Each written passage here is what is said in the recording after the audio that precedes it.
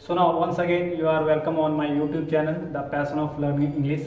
We have completed the first part, have to, has to in the present sentences. We have completed the second part, that was the past with had to. Now we are here to complete the third part, that is the future sentences with the uses of shall have to, will have to. Now let's see what's its structure and what's its identity and how can we translate the sentences in the future.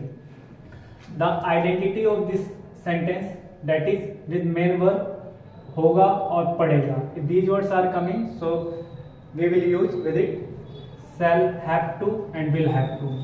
Now the structure of making these kind of the sentences for the future. First we have to take the subject. According to the subject, helping verb shall, will, and after it have, and then to, and after to verb first one and object. So generally in a formal way we use I and we.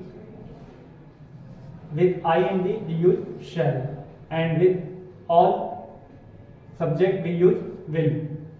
So you can also use with I and we shall, but it when there is no hope, when we are giving any strong determination, means we are sure about, then we will use at the place of shall with I and we will. Now see the first sentence. The first sentence is here. आपको college में दाखिला लेना पड़ेगा.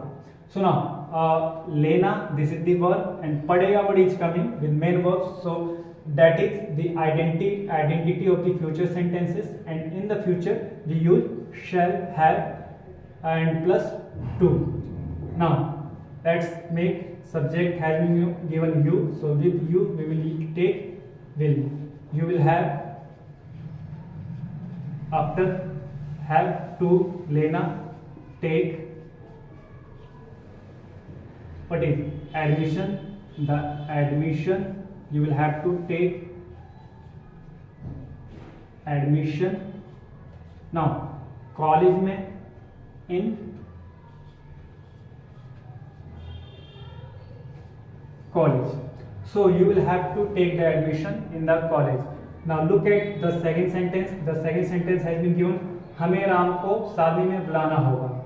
So at the place of पड़ेगा, in this sentence, if these words are not coming but hoga word is coming, so this kind of the sentences are made from this structure. Okay, now take the subject. First subject has been given we. With we will use helping verb shall, after shall have, then to, and then verb is bulana, so call, we shall have to call Ram. We shall have to call Ram. At the place of call, you can also use invite word. You can also use invite word, invite Ram in the wedding. Now this sentence is complete. Now look at the third sentence. The third sentence has been given, मुझे ticket खरीदनी पड़ेगी. So first take the subject I. With I shall have to. I shall have to खरीदनी, buy. I shall have to buy ticket. I shall have to buy the ticket. Now look at the fourth sentence. The fourth sentence has been given, उन्हें इस काम को समाप्त करना होगा.